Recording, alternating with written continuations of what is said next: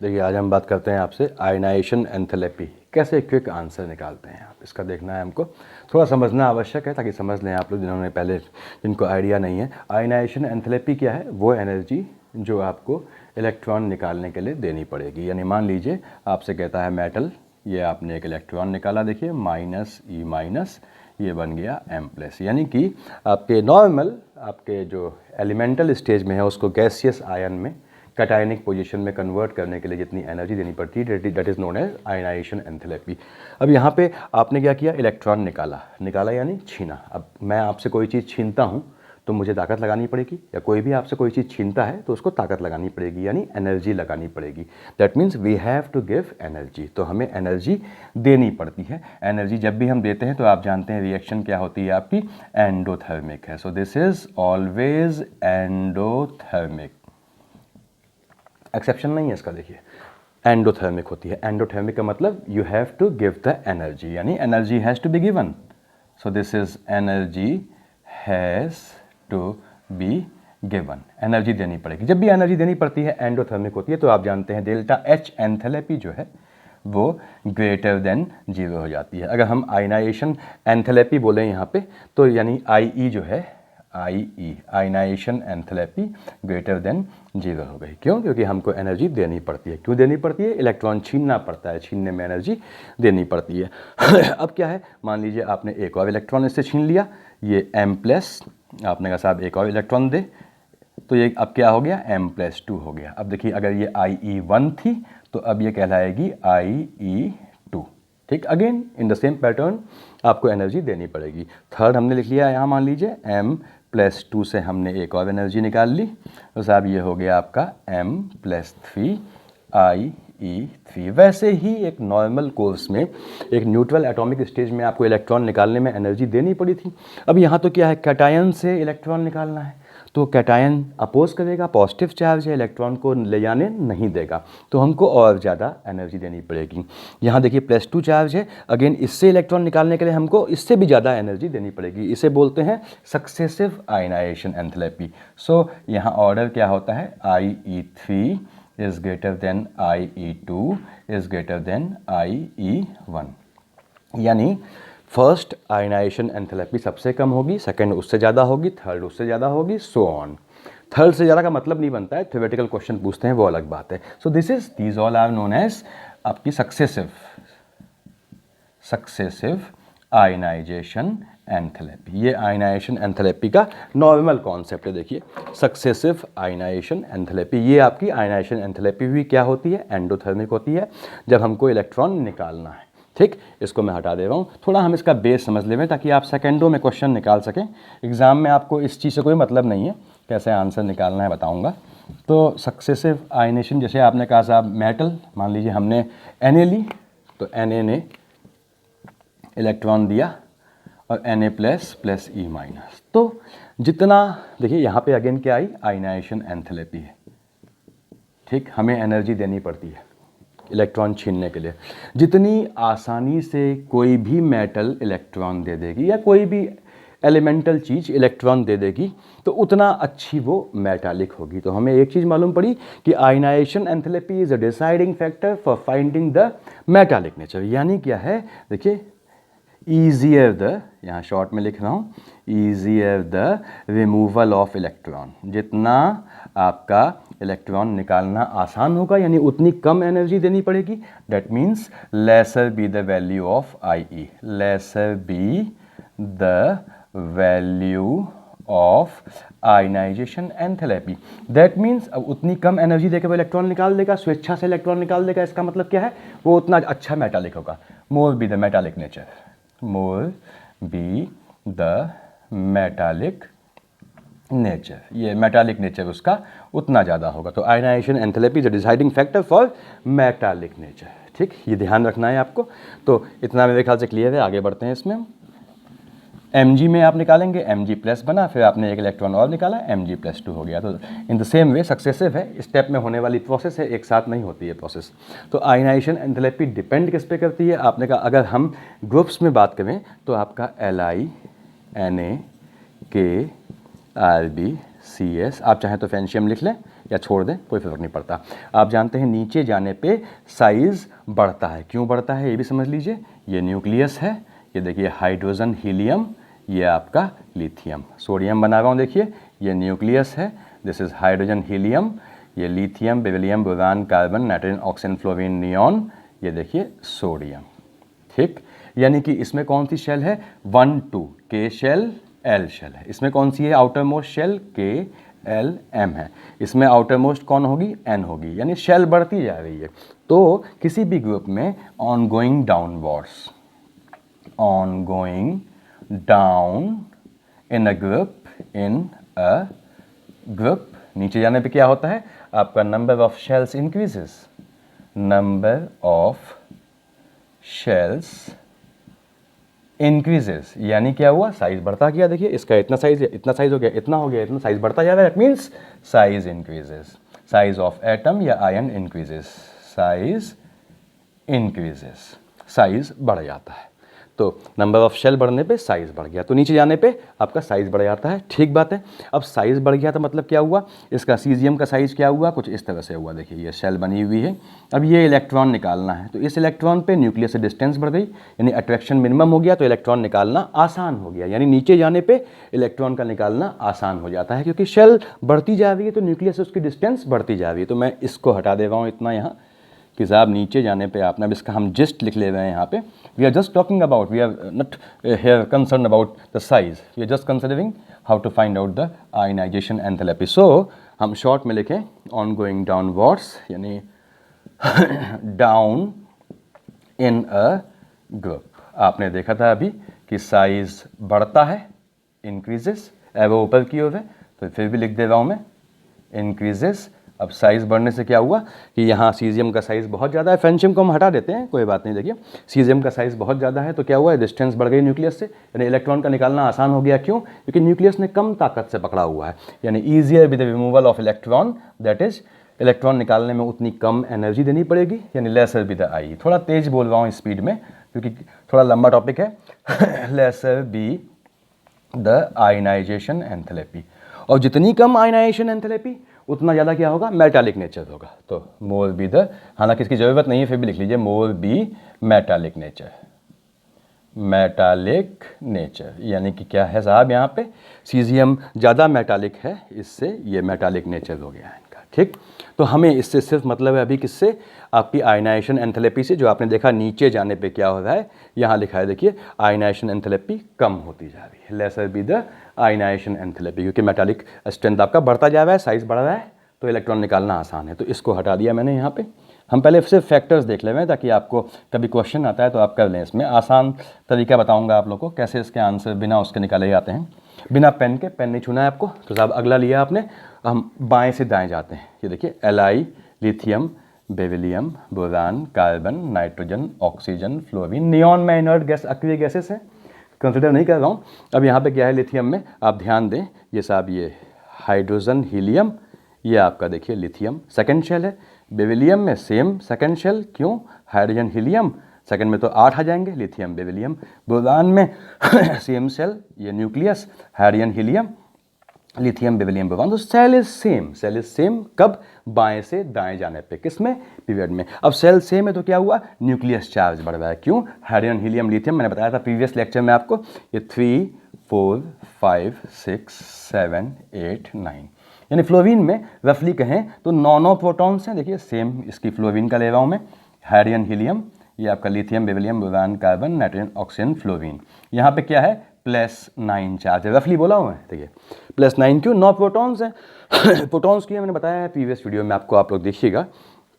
तो क्या है, ये ताकत से इलेक्ट्रॉन को पकड़े रहते हैं, जितना पॉजिटिव चार्ज होगा न्यूक्लियस में उतना वैलेंस इलेक्ट्रॉन को होल्ड करके रखेगा, यानी साहब इलेक्ट्रॉन निकालने में आपको दिक्कत आएगी क्योंकि न्यूक्लियस में पकड़ा हुआ है, यानी आपको ज़्यादा एनर्जी देनी पड़ेगी। इसको हटा रहा हूँ यहाँ में। इसका मतलब ये है साहब कि आपका बाएं से दाएं जाने पे, देखिए in a period while moving from left to right, atomic number की ज़रूरत नहीं है यहाँ पे भी, इसको हटा दिया। इसका मतलब क्या हुआ आपका कि बाएं से दाएं जाने पे, लेफ्ट टू राइट, आपने कहा साहब ये आयनाइजेशन एंथैल्पी इंक्रीजेस, इंक्रीज होती है। अब इसमें मैंने लिख दिया देखिए एक्सेप्शन, क्योंकि मैंने बताया था प्रीवियस वीडियो में आपको कि लगभग सभी केसेस में आपको आपके पीरियड्स के अलोंग प्रॉपर्टीज में एक्सेप्शन मिलते हैं। देखिए एक्सेप्शंस विथ एक्सेप्शंस।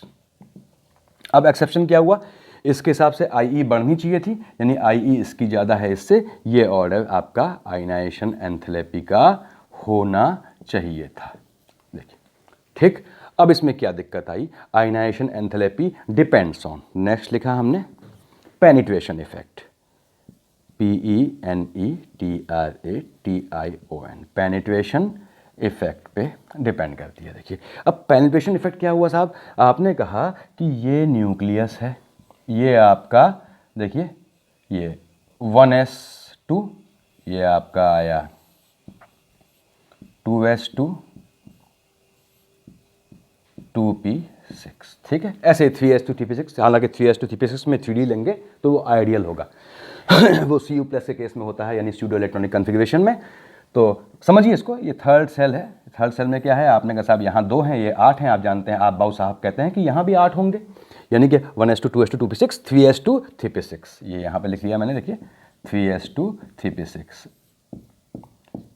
आपका 3D अगले में जाता है, तब 18 होते हैं, बिकॉज अकॉर्डिंग टू आप बाबू साहब। अब यहाँ पे अगर 3D है तो वो आपका स्यूडो कन्फिग्रेशन है, तो ये ध्यान रखिएगा। अगर मान लीजिए सपोज मैंने ऐसे बना दिया यहाँ पे डॉटेड करके कि साहब ये D है, मान लीजिए, तो ये अगर 3D है तो यानी स्यूडो इलेक्ट्रॉनिक कन्फिग्रेशन होता है। ये इलेक्ट्रॉनिक कन्फिग्रेशन किसमें पाया जाता है, Cu+ में पाया जाता है। PhD तक आप इसी में देखेंगे, Cu+ में किसी भी कॉम्पिटिटिव एग्जाम में आता है। क्या होता है, स्यूडो इलेक्ट्रॉनिक कन्फिग्रेशन है। इसका फायदा क्या है, इंपैक्ट क्या है आपने पढ़ा होगा, याद कीजिए। स्यूडो इलेक्ट्रॉनिक कन्फिग्रेशन मौजूद है तो पोलराइजेशन शूट कर जाता है, पोलराइजेशन शूट कर जाता है। क्या अभी उससे मतलब नहीं है, अभी हमने इसको ऐसे ही रहने दिया। अब क्या है, s ऑर्बिटल या s सबशेल क्या होती है, स्फेरिकल शेप की होती है। आप याद कीजिए NLMS की वैल्यू क्या होती है, प्रिंसिपल क्वांटम नंबर्स और इन सब की। तो इसके लिए s की वैल्यू स्फेरिकल होती है, तो क्या होता है, इसका पेनिट्रेशन ज़्यादा होता है, तो ये न्यूक्लियस के पास थोड़ा घुस जाती है, पेनिट्रेट कर जाती है। अब ये सेकेंड शेल में 2s अगर न्यूक्लियस के पास आ गया तो इस 2s के इलेक्ट्रॉन को निकालना मुश्किल हो गया, ठीक। इस 2s के इलेक्ट्रॉन को निकालना मुश्किल हो गया इन कंपैरिजन टू आपके 2p के इस इलेक्ट्रॉन को। So this is known as penetration effect, यानी कि पेनिट्रेशन इफेक्ट का ऑर्डर क्या होता है, s सबशेल के लिए ग्रेटर या ऑर्बिटल्स के लिए greater than p, greater than d, greater than f। s का पेनिट्रेशन सबसे ज़्यादा होता है, तो s और p में ही देखते हैं आप लोग, याद रखिएगा। आपके मेडिकल और इंजीनियरिंग के कॉम्पिटिटिव एग्जाम में आप सिर्फ s और p देखेंगे, d और f को आप कंसिडर नहीं करेंगे। अब इसका मतलब क्या, फ़र्क क्या पड़ा, देखिए इतना हटा रहा हूँ इस डायग्राम को मैं, इसका फ़र्क ये पड़ा, इनका कहने का मतलब क्या है। अब इनका ये लिख लिया होगा आपने, देखिए इसका स्क्रीनशॉट लेते रहे आप लोग। अब इनका कहने का मतलब क्या है कि पेनिट्रेशन इफेक्ट देख रहा हूँ मैं, उसके चलते ये 1s2, ये आपका 2s2, देखिएगा आप, ठीक। अगला है ये 1s2 2s2 और साहब ये 2p1, देखिए 1s2 2s2। Hydrogen helium lithium beryllium, किसका केस है, बेरिलियम का। Hydrogen helium lithium beryllium boron, किसका केस है, बी का। देखिए सेल देखिए 1s2 2s2 और साहब ये 2p0। तो बेरिलियम और बोरान में सेम शेल है, सेम शेल है, तो सेम शेल में अगर हम ये वाला इलेक्ट्रॉन निकालते हैं यहाँ पे, देखिए आयनाइजेशन में यही होगा, इसमें कौन सा इलेक्ट्रॉन जाएगा, ये जाएगा, इसमें कौन सा है, ये इलेक्ट्रॉन जाएगा। आयनाइजेशन, फर्स्ट आयनाइजेशन की बात कर रहा हूँ। अब ये इलेक्ट्रॉन निकालने में चूंकि ये 2s का है तो आप जानते हैं इसका पेनिट्रेशन ज़्यादा है, ये न्यूक्लियस के पास घुस गया है, तो न्यूक्लियस इस इलेक्ट्रॉन को टाइटली पकड़े रहेगा in comparison to this electron. यानी यहाँ पे इस इलेक्ट्रॉन को निकालना आसान है, इसको निकालना मुश्किल है। यानी क्या हुआ, बी के केस में हमें ये इलेक्ट्रॉन निकालने के लिए ज़्यादा एनर्जी देनी पड़ेगी इन कंपेरिजन टू बी के लास्ट इलेक्ट्रॉन को। तो देखिए बी में ज़्यादा एनर्जी देनी है, ये पहला एक्सेप्शन आ गया, दिस इज फर्स्ट एक्सेप्शन, ये लिखा दिया कि मैंने, ये पहला एक्सेप्शन आया। कैसे आया है ये, this is because of penetration effect, penetration effect, ये पहला एक्सेप्शन लाया। पेनिट्रेशन इफेक्ट की 2-3 बातें याद रखनी है। पहली बात तो ये ऑब्वियसली सेम शेल में काउंट होगा, ये सेकंड है, ये भी सेकंड होनी चाहिए, ये सेकंड है, ये भी सेकंड होनी चाहिए, तो सिर्फ सेम शेल में काम करता है। ऐसा थोड़ी होता है कि इस शेल का पी देख रहे हैं, उसका एस देख रहे हैं ना, तो सेल शुड बी सेम। दूसरी बात जो अब जो दूसरा बोल रहा हूँ ये लेमैन के लिए है नियम, इससे आपको सुविधा रहेगी। हमेशा लास्ट इलेक्ट्रॉन देखते हैं, 2s का लास्ट इलेक्ट्रॉन होना चाहिए और 2p का पहला होना चाहिए, तभी कंपेयर करेंगे, अदरवाइज नहीं करेंगे। ये 2 चीज़ ध्यान रखनी है। पहले देखिए आपने कि साहब the shell should be same, shell same होनी चाहिए। ऐसा नहीं है कि साहब ये s अलग है और 2 का s है या 3 का s है और p जो है 2 का है ना, सेल सेम होनी चाहिए। तो पेनिट्रेशन ये पहला एक्सेप्शन लाया। मुझे उम्मीद है आपको समझ में आ रहा होगा। थोड़ा मैं स्पीडी बोल रहा हूँ क्योंकि ये टॉपिक थोड़ा लंबा है और जो हमें क्वेश्चन जो हमारा आउटपुट है जिस पे हमको आना है वो आएगा इसमें लास्ट में। देखिए तो पहला एक्सेप्शन क्यों आया था, बिकॉज ऑफ पेनिट्रेशन इफेक्ट। दूसरा क्या है, इफेक्ट ऑफ सिमेट्री।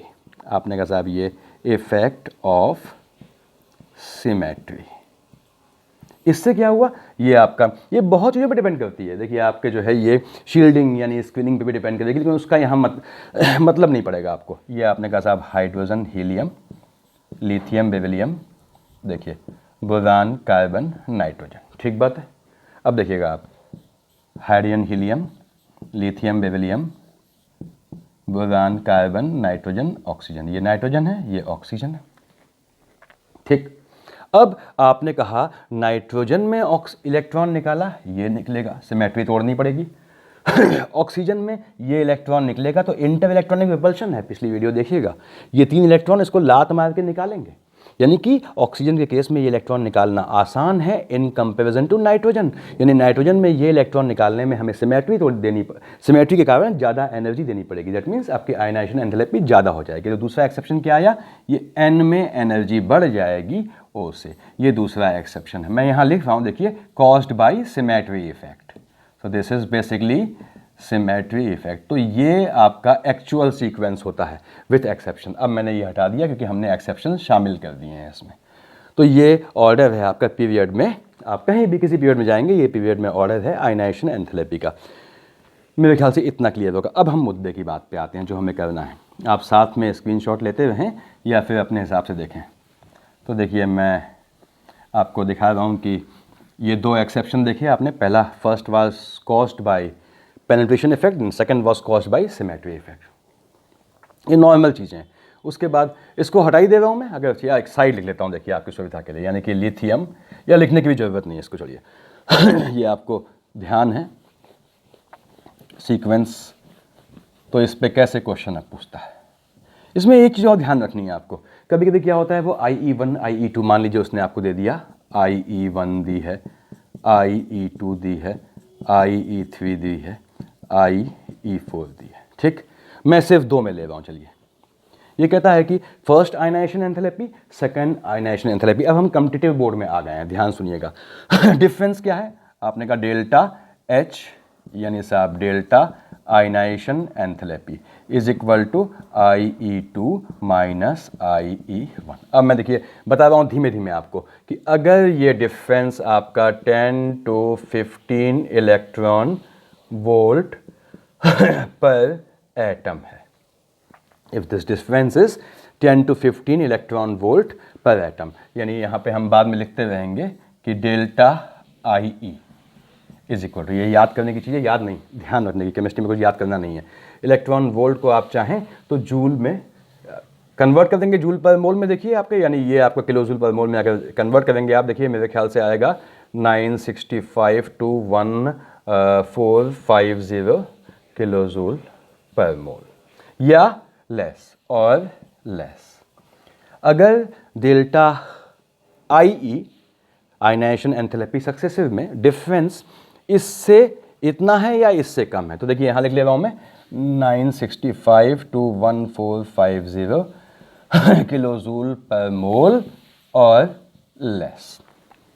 अगर ये डिफरेंस इलेक्ट्रॉन वोल्ट में दिया हो तो इतना, अदरवाइज 965 से 1450 किलो जूल पर मोल अगर इतना लेस है, तो आपका क्या है कि इसकी जो लोअर स्टेट है विल नॉट बी स्टेबल। क्या मतलब है देखेंगे, देखिए इसका, that means lower oxidation state will not be stable. यानी इसकी जो लोअर स्टेट है वो स्टेबल नहीं होगी। तो कौन सी होगी? हायर वाली स्टेट होगी।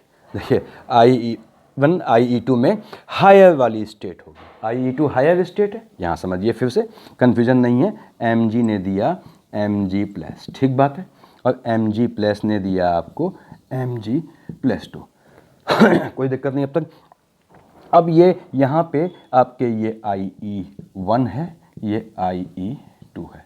तो IE1 IE2 का जो डिफरेंस है, यानी IE2 डिफरेंस IE1, अगर ये आपका आया मान लीजिए 1000 किलो जूल पर मोल, तो कितना है? इससे 1450 इस रेंज में है या इससे कम है? देखिए इस रेंज में है, तो क्या है? लोअर ऑक्सीडेशन स्टेट स्टेबल नहीं होगी। तो कौन सी होगी? हायर स्टेबल होगी, यानी इसकी Mg+2 स्टेबल होगी। थोड़ा कन्फ्यूजन लग रहा होगा, लेकिन बिल्कुल ठंडे दिमाग से बता रहा हूँ आप लोगों को, देख लीजिए इसे। अब इसका उल्टा, अगर इससे if more than this, delta E is more than 965 to 1450, यानी कि इस रेंज से ज़्यादा, डेट इज 1450 से ज़्यादा है, सिंपल कहूँ तो 1450 किलो जूल पर मोल, तो आपकी क्या है? Lower oxidation state will be, lower oxidation state be stable. ये आप इतना ध्यान रखिए कि 1450 965 बेसिकली 965 से कम है। इसको सही मामले में क्या है? इस रेंज से कम, यानी क्या 965 से भी कम है, तो साहब आपकी जो है लोअर स्टेबल नहीं होगी, हायर वाली होगी, जैसे आपने यहाँ देखा। अगर ये ज़्यादा है 1450 से, तो आपकी लोअर स्टेबल होगी। अब इस पर क्वेश्चन कैसे, आज को समझ लीजिए आराम से आप लोग। देखिए अब मैं आप लोग क्वेश्चन किस टाइप के आएंगे वो देखते जा रहा हूँ लाइन से। ये थोड़ा कॉन्सेप्ट था, आपको ध्यान रखना चाहिए चीज़ें, और ये काम की चीज़ें हैं। देखिए मान लीजिए आपसे कहता है साहब, मैंने कहा ये देखिए IE1 is equal to 410 kilo joule per mole. Question लिख रहा हूँ, देखिए ये IE2 आपकी 820 सेम यूनिट है, किलो जूल पर मोल। IE3 1100, IE4 1500, IE5 3200। कहता है साहब कि वैलेंसी ऑफ एटम क्या होगी? What will be valency of atom, उसकी वैलेंसी कौन सी होगी, यानी स्टेबल कौन सा होगा। आपने स्टेबिलिटी में देखना है। आपने कहा साहब पहला लिया मैंने, देखिए इसमें पेन नहीं छूनी है, IE2 माइनस IE1 कितना आया आपका? 820 माइनस 410, लिखना नहीं, पेन से नहीं छूना है। देखिए डिफरेंस कितना आएगा? लगभग 400 के आसपास आएगा, यानी क्या है? इससे भी कम है। देखिए इस रेंज से कम है, तो कौन सी होगी? लोअर स्टेबल नहीं होगी। कौन सी होगी? हायर होगी, यानी यहाँ पे आपकी IE2 हायर वाली स्टेबल है। अगला देखिए, नेक्स्ट लिया आपने IE3, पेन नहीं यूज़ करनी है, माइनस IE2। IE3 कितना है? 1100, IE2 कितना है? 820। ये देखिए आपका, आपने कहा साहब 800 910 1100, लगभग 280 के आसपास आया है। ये भी इससे कम है, यानी क्या है? लोअर स्टेबल नहीं होगी। तो कौन सी होगी? हायर वाली स्टेबल होगी। इसके हिसाब से भी अगला देखिए, IE4 माइनस IE3। यहाँ देख रहा हूँ रेंज में IE4 दिया है 1500, माइनस IE3 दिया हुआ है आपको 1100। ये भी कितना आया आपने सब? 400 आया। तो ये भी क्या है? इससे कम है 965 से, यानी यहाँ भी लोअर स्टेबल नहीं होगी। तो कौन सी होगी? हायर वाली होगी। तो ये कैसे निकालते हैं? पेन नहीं छूनी है, अगेन मैं सिर्फ आपको समझा के बता रहा हूँ इतना। अब आपने कहा साहब, अब लास्ट देखते हैं IE5 माइनस IE4, ये कितना है? IE5 3200 minus IE4 1500। ये देखिए आपका क्या है? ये आप जानते हैं ग्रेटर देन, देखें आप 1500 से ज़्यादा आ गई।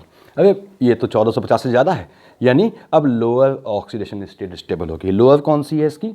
IE4। देखिए यहाँ तक हायर थी, IE2 है, ये कहता है IE2 नहीं है, IE3 है। ये कहता है भैया IE3 नहीं है, IO4 है। और ये कहता है IE5 नहीं है, IO4 है। तो आंसर क्या आया? IE4 जो है वो मोस्ट स्टेबल है। अब IE4 मतलब 4 इलेक्ट्रॉन निकालना, उसके बाद स्टेबल हो गया।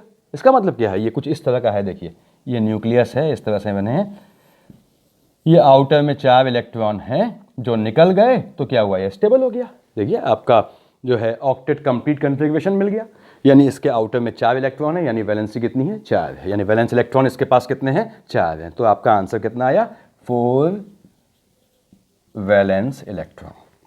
अगेन इसमें इतने लिखने की ज़रूरत नहीं है, आप ध्यान से समझें इसे। वीडियो का फ़ायदा ये है, रिपीट करके आप देख सकते हैं। इसको देख लिया होगा, मैं हटाता हूँ, देखिए इसको।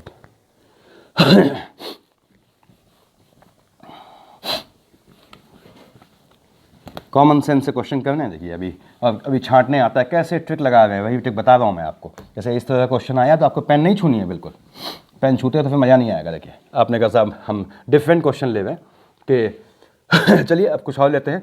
यार आपने देखा था कि IE3 ज़्यादा होती है IE2 से ग्रेटर देन I1। मान लीजिए आपसे कहता है क्वेश्चन भी, ये क्वेश्चन शॉर्ट में लिखवा हूँ, देखिए आपके आए हुए सवाल हैं सब। ये कहता है मान लीजिए first ionisation potential of BE and B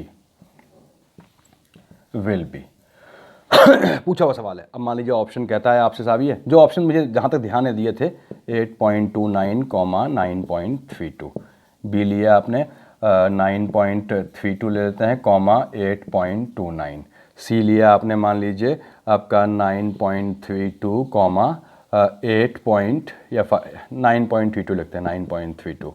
अगला ऑप्शन था जहाँ तक मुझे ध्यान है 8.25, 8.25। First ionisation potential of BE and B क्या होगा सीक्वेंस में। जब इस तरह के डेटा दिए हों तो कैलकुलेशन बिल्कुल नहीं होनी।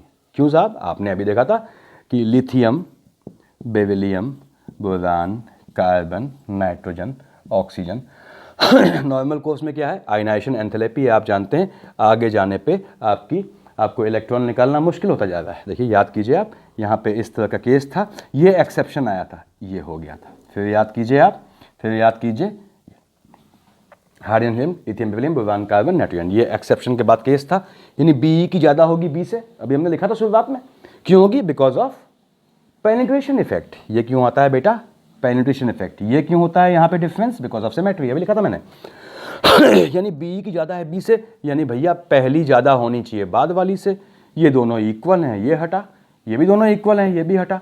देखिए पहली ज़्यादा होनी, BE ज़्यादा होनी चाहिए B से, यानी कि 9.32, ये आपका आंसर सही है, ये भी गलत है। देखिए तो इसमें कैलकुलेशन की जरूरत बिल्कुल नहीं पड़ती है, आप थोड़ा कॉमन सेंस रखते हैं। आपने इसका स्क्रीनशॉट देख लिया होगा, थैंक यू। आगे बढ़ते हैं। लिमिटेड टाइम में ज़्यादा लंबी वीडियो जो है वो आपके लिए भी पैनिक हो जाती है, तो इसलिए मैं कोशिश कर रहा हूँ कि जो एग्जैक्ट सवाल आए हैं उस टाइप के हर सवाल देख लें यहाँ पे। अब मान लीजिए क्वेश्चन कहता है आपसे कि ये आए हुए सवाल हैं आपका कि first IE of BE, B, C, N, O। ये अभी देखा था हमने, पूछा हुआ सवाल 2 बार पूछा है। देखिए आपके यहाँ नीट में तो 2 बार पूछा है इसने। आप जानते हैं ऑर्डर क्या होता है, B less than BE, less than C, less than O, less than N। आगे जाने बढ़ती है, बस क्या होता है बेरिलियम बोरान में यहाँ पे इंटरचेंजिंग हो जाती है, देखा आपने। और यहाँ पे आपका क्यों हुआ है हम देख चुके हैं अभी, ये हमने देखा था पिवट्स में, इसको भी हटा रहा हूँ। ऐसा ही क्वेश्चन था, अगर आपने ध्यान से पढ़ेंगे तो ये तो आपको देखते ही हो जाएगा, आपको सोचना ही नहीं है। मान लीजिए कहता है आपसे लोएस्ट आयनाइजेशन एंथैल्पी निकालनी है हमको। ऑप्शन क्या दिया साहब इसने, इसमें दिमाग नहीं लगाना है। देखिए आपको 1s2, 2s2, 2p6, ये पहला ऑप्शन है। मान लीजिए अगला ऑप्शन है आपका 1s2, 2s2, 2p5। अगला ऑप्शन लेते हैं 1s2, 2s2, 2p3। अगला ऑप्शन लिया आपने 1s2, 2s2, 2p6, 3s1। इसमें आपको पीरियड में जाके आगे बढ़ती जा रही है, नीचे घट रही है, ये सब कंपेयर नहीं करना पड़ेगा। यहाँ क्विक सेंस लगाना है। अगर ऐसा क्वेश्चन पूछ रहा है मतलब वो आपसे कुछ और चाहता है। सबसे कम आयनाइजेशन एंथैल्पी कहाँ होगी, जहाँ वो खुशी से इलेक्ट्रॉन निकाले, उसकी अपनी भी खुशी हो। क्यों खुशी से, क्योंकि वो इलेक्ट्रॉन निकालने के बाद स्टेबल हो रहा है। अब देखिए साहब, यहाँ पे 2p6 का इलेक्ट्रॉन गया तो आपकी हालत ख़राब होगी, एनर्जी देनी पड़ेगी। क्यों, कंप्लीट आपकी सिमेट्री है, 2p6 कंप्लीट है। 2p5 इसमें इलेक्ट्रॉन आपका इस कंपेरिजन में आसानी से निकल जाएगा, यानी आयनाइजेशन एंथैल्पी इससे कम होनी चाहिए। 1:2 2:2 2p3 देखिए यहाँ भी सिमेट्री तोड़नी पड़ेगी, यहाँ भी थोड़ी ज़्यादा हो जाएगी। है एनर्जी तो सब में देनी है, उसका कोई एक्सेप्शन नहीं है। इलेक्ट्रॉन गेन की बात नहीं हो रही जहाँ एक्सेप्शन है, यहाँ कोई एक्सेप्शन नहीं है। एनर्जी आपको चारों केस में देनी है, किस में सबसे कम देनी है, लोएस्ट IE पूछा है। अब आपने कहा साहब यहाँ देखिए, अरे देखिए इसमें पेन छूनी नहीं है, देखा आपने ये 6 बहुत ज़्यादा है, ये नॉर्मल है, ये बहुत ज़्यादा है। ये देखिए खुशी से इलेक्ट्रॉन निकालेगा, क्यों? इलेक्ट्रॉन निकाल के ये कन्वर्ट हो जाएगा 1s2 2s2 2p6। एनर्जी यहाँ भी देनी पड़ेगी लेकिन इसकी खुशी शामिल होगी, क्यों? स्टेबल हो गया। तो अगर एक इलेक्ट्रॉन निकालने के बाद स्टेबल कन्फिग्रेशन है यानी उसकी फर्स्ट IE लीस्ट है। इसी को बढ़ा देते हैं, 2 इलेक्ट्रॉन निकालने के बाद है तो उसकी सेकंड IE लीस्ट है। ठीक, अभी देखिए इतना आपको समझ में आया होगा कि इसमें पेन नहीं छूनी है। लोएस्ट IE किसकी है साहब? इसकी है। देखिए आपने ध्यान दीजिए आप। अब हाईएस्ट पूछता है, आप जानते हैं यहां निकालने में आपकी हालत खराब हो जाएगी, यहां भी दिक्कत आएगी। इसमें इनकी तुलना में आसानी से निकल जाना चाहिए। तो आपको खैर वो ऐसा सवाल पूछेगा जिससे आपको कन्फ्यूजन न रहे या कॉन्ट्रडिक्शन न रहे, विरोधाभास न रहे। यहाँ पे एक इलेक्ट्रॉन निकालते ही इसकी एनर्जी देखिए ये स्टेबल बन गया कन्फिग्रेशन, यानी आसानी से इलेक्ट्रॉन निकाल देगा। तो लोअर IE कभी पूछता है, लोएस्ट पूछता है तो आपको ध्यान रखना है, बेसिकली आपसे कन्फिग्रेशन देता है तो पूछेगा, उसमें ऐसा होगा कि इलेक्ट्रॉन निकलते ही स्टेबल बन जाए, उसकी लोएस्ट होगी। हाईएस्ट किसकी होगी? जहाँ पे सिमेट्री तोड़नी पड़े, कंप्लीट सिमेट्री। आपको अगला सवाल देखते हैं। मान लीजिए क्या क्या सवाल किस किस टाइप के पूछे सब देख ले हम लोग। मान लीजिए आपसे कहता है कि highly metallic element, highly metallic element will, पूछा हुआ सवाल है देखिए आपके यहाँ, have configuration. Highly metallic element का कन्फिग्रेशन क्या होगा? इसने ऑप्शन दिए हैं, मान लीजिए आपको 2 आपका 8 7, अगला ले लेते हैं 2 8 8 5, अगला ले लेते हैं आपने ऐसे ही ऑप्शन ले लें, मान लीजिए 2 8 8 1 और अगला हो गया आपका D ये 1 लिखा है बच्चों। उसके बाद 2 8 2। अभी देखा आपने हाईली मेटालिक कौन होगा? जो आसानी से इलेक्ट्रॉन निकाल दे। अब भैया आसानी से इलेक्ट्रॉन कौन निकालेगा? एक इलेक्ट्रॉन की बात हो रही है जिसके आउट ऑफ एक इलेक्ट्रॉन हो। किसके आउट ऑफ एक इलेक्ट्रॉन है? इसके है। तो नहीं साहब ये एक निकाल के तुरंत जो है आपका ऑक्टेट कंप्लीट हो जाएगा। देखिए इसका इनर्ट की कॉन्फ़िगरेशन, इनर्ट की श्रेणी में एक तरह से आ जाएगा।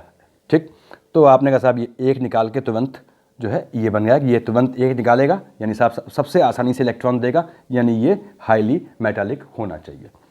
ठीक, कैसे आपने क्वेश्चन में पेन नहीं छुए बता रहा हूँ। देखिए आपको क्विक सेंस से कैसे निकालना है, तो मेरे ख्याल से ये आपसे हो जाना चाहिए। अगला बढ़ते हैं हम लोग।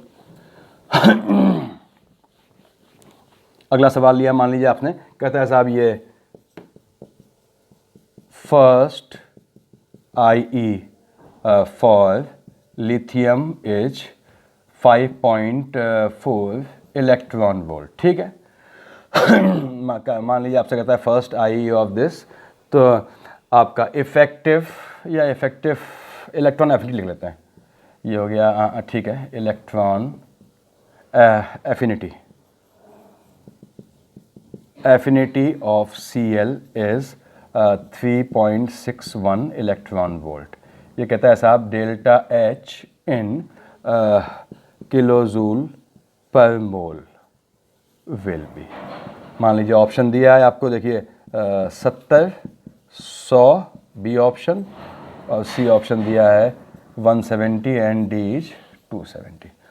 क्या कह रहा है देखिए आपसे, कहता है साहब इसमें क्वेश्चन में कहता है कि डू नॉट कंबाइन, जो बने हैं वो कंबाइन नहीं कर रहे हैं। कैसे? आपका Li था, देखिए ये प्लस Cl, ध्यान दीजिएगा आप, ये कहता है साहब Li प्लस Cl माइनस। ठीक बात है, लिथियम मेटल है, इसने इलेक्ट्रॉन निकाला Cl ने इलेक्ट्रॉन लिया। अब आप जानते हैं कि ये प्रोसेस इसने इलेक्ट्रॉन निकाला है। ठीक है, 5.4 इलेक्ट्रॉन वोल्ट है, 5.4 इलेक्ट्रॉन वोल्ट है। ठीक, पॉजिटिव होनी चाहिए क्योंकि इलेक्ट्रॉन देखिए आप निकाला है, सॉरी आपका ये पॉजिटिव होगा क्योंकि ये एंडो है। ये इलेक्ट्रॉन गेन किया है जिसकी ज़रूरत नहीं, हमने देखा नहीं है अभी, फिर भी देख लेते हैं। इलेक्ट्रॉन गेन किया है तो इलेक्ट्रॉन एफिनिटी, ये इलेक्ट्रॉन एफिनिटी मतलब इलेक्ट्रॉन से मोहब्बत। इलेक्ट्रॉन एफिनिटी पहले हम यूज करते थे, आजकल हम इसको यूज़ नहीं करते, आजकल करते हैं use electron gain enthalpy. There is no difference between electron gain enthalpy as well as electron affinity, the only difference is sign is reversed. यानी इलेक्ट्रॉन एफिनिटी अगर दी हो तो उसका साइन उल्टा कर देंगे तो क्या आ जाएगी, इलेक्ट्रॉन गेन एंथैल्पी। देखिए इलेक्ट्रॉन गेन किया है Cl ने, हम नेक्स्ट उसमें देखेंगे सेशन में कैसे ऐसे इलेक्ट्रॉन गेन निकाली जाती है। तो इलेक्ट्रॉन गेन में क्या वो आपको इलेक्ट्रॉन गेन एंथैल्पी याद रखिए। अब आपको कोई चीज़ गेन हुई, आप कहीं जा रहे हैं, आपको कोई चीज़ पड़ी हुई मिल गई, तो क्या होगा, आपको खुशी होगी, आप खुशी जाहिर करेंगे यानी एनर्जी निकालेंगे। तो मैक्सिमम केस में एक्सेप्शन होते हैं यहाँ पे, मैक्सिमम केस में आपकी इलेक्ट्रॉन गेन एंथैल्पी क्या होती है, एक्सो होती है यानी एनर्जी निकलती है, तो ये निगेटिव होती है। देखिए ये -3.61 इलेक्ट्रॉन वोल्ट, 5.4 देनी पड़ी, इतनी निकली, तो कितना आया आपका 5.4 माइनस 3.61। आप ध्यान दीजिएगा बेसिकली इतनी एनर्जी निकली है। याद रखिएगा sign has nothing to do with amount, ये मैंने पहले बताया था आपको प्रीवियस वीडियो में। साइन का मतलब सिर्फ यही है, नेगेटिव साइन है यानी कि एनर्जी आपकी निकली है, रिएक्शन एक्सो है, पॉजिटिव है तो वो एंडो है एनर्जी देनी पड़ी है, इसका कोई मतलब नहीं है मैग्नीट्यूड से। तो इनका डिफरेंस लिया आपने 5.4 और 3.61 का डिफरेंस, ये इलेक्ट्रॉन वोल्ट में है। तो मैं आप देखिए यहाँ हटा दे रहा हूँ तो क्वेश्चन, ताकि लिखने में आसानी रहे। यानी कि आपकी जो डेल्टा एच थी अभी यहाँ पे, ये 5.4 माइनस आपकी 3.61 आ गई। ठीक, ये किस में है, आपकी इलेक्ट्रॉन वोल्ट में। आप जानते हैं 1 इलेक्ट्रॉन वोल्ट क्या होता है, 1.6 इंटू 10⁻19 जूल देखिए तो यहाँ पे इसको, ये आप जानते हैं तो मैंने इसको हटा दिया। That means this is 5.4 minus 3.6 ले रहा हूँ अप्रॉक्सीमेटली, ताकि आपको सुविधा रहे, इनटू आपका 1.6 इंटू 10⁻19। अब ये जूल हो गई। अब उसने किस में पूछी है, आपके जूल पर मोल में पूछी है। ये किस में है, जूल पर एटम में है, ये एक एटम के लिए। और आप जानते हैं कि मोलर इनइक्वालिटी से एक मोल में किसी भी चीज़ के बोला है मैंने, याद रखिएगा कि मोल चैप्टर आप देखिए, नेक्स्ट टॉपिक मोल का लूँगा मोस्ट प्रोबेबली। किसी भी चीज़ के एक मोल, किसी भी चीज़ पूछा है मैंने, किसी भी चीज़ के एक मोल में 6.022 इंटू 10⁻23 उसके पार्टिकल्स होते हैं। अब अगर वो एटम है तो इतने एटम होते हैं, मॉलिक्यूल है तो इतने मॉलिक्यूल होते हैं। पार्टिकल है, कैसा particle, physical particle, electron type का, प्रोटॉन टाइप का, तो उसमें उतने प्रोटॉन होंगे, उसमें उतने इलेक्ट्रॉन होंगे। तो इसलिए यहाँ पे किसी भी चीज़ के एक मोल में 6.022 इंटू 10⁻23 पार्टिकल्स होते हैं। अब आपने कहा ये तो एक एटम के लिए है, दिस इज पर एटम। तो साहब एक मोल के लिए कितना हुआ, ये इसको डिवाइड करते हैं। देखिए 6 4 ये 0.8 आया, ये 1.8, आप घटाइए इसे, 1.8 आएगा इंटू 1.6 इंटू 10⁻19। अब एक एटम के लिए इतना है तो एक मोल के लिए कितने होंगे, इंटू अवोगाड्रो नंबर यानी 6.022 इंटू 10⁻23 1923 आप देख रहे हैं यहाँ पे समकक्ष लेवल पे है।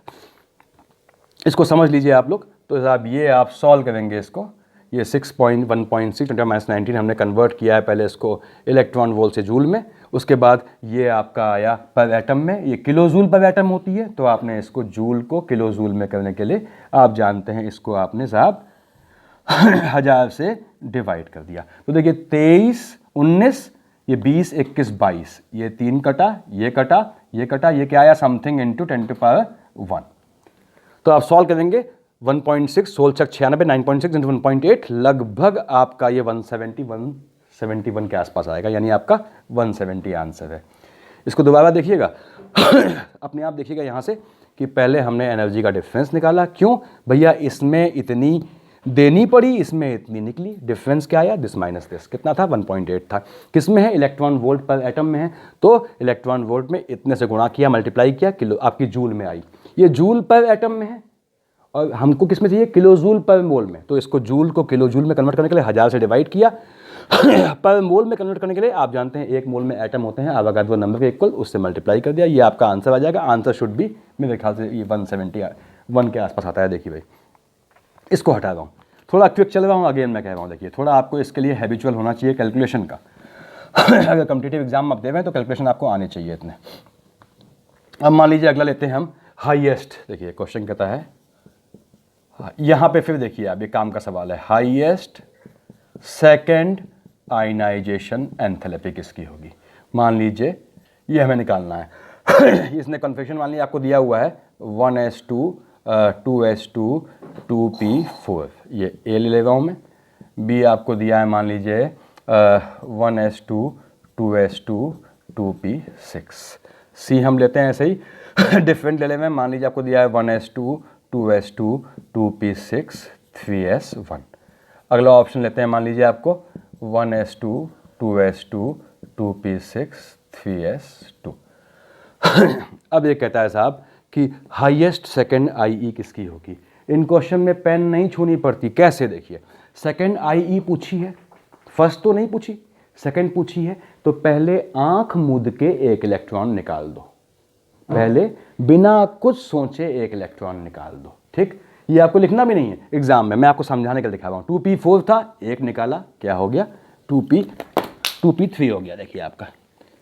ठीक, यहाँ पे 2p6 था, एक निकाला, कितना हो गया, अभी सोचना नहीं है आपको, 5 कैसे निकला बाहर में जाए, देखिए 3s1 एक निकाला, ये गायब हो गया, देखिए 3s2 एक निकाला, एक हो गया।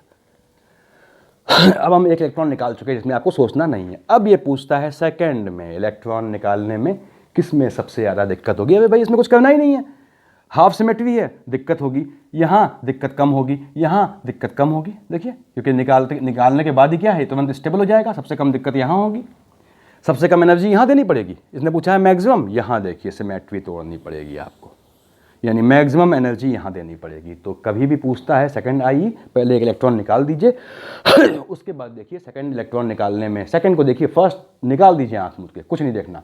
सेकंड निकालने में जिसमें सबसे ज़्यादा मुश्किल हो उसमें आई, मुश्किल मतलब सिमेट्री हो, उसमें आई आपकी सबसे ज़्यादा होगी। जिसमें आसानी हो वहाँ आई सबसे कम होगी। कैसे, एक निकालेंगे, देखिए यहाँ दूसरा निकाला यहाँ से, तो ये कॉन्फ़िगरेशन स्टेबल हो गया, यानी कि साहब इसमें कम एनर्जी देनी पड़ेगी। यहाँ देखिए कंप्लीट आपका फुल फिल्ड है, एक इलेक्ट्रॉन निकालने में दिक्कत आएगी, आपको बहुत एनर्जी देनी पड़ेगी। तो ये आपका आंसर हो गया, क्यों, उसने हाईएस्ट सेकंड आई पूछा है। आगे बढ़ते हैं, देखिए अगेन वीडियो थोड़ा स्पीडी कर रहा हूँ ताकि आपके सिलेक्टेड क्वेश्चन हो सकें। मान लीजिए कहता है आपसे कि मैक्सिमम डिफरेंस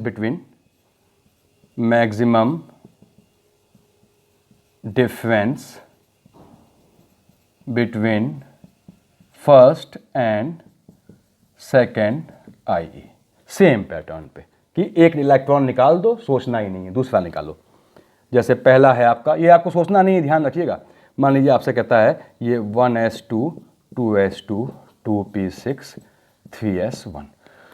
मान लीजिए आपसे कहता है ये, अगला लेते हैं हम, ऐसे ही रैंडम लेता हूँ या आपका, चलो 1s2 2s2 2p6 3s2, ठीक है। हमने अगला लिया, मान लीजिए आपका 1s2 2s2 2p1, अगला लिया आपका 1s2 2s2 2p6।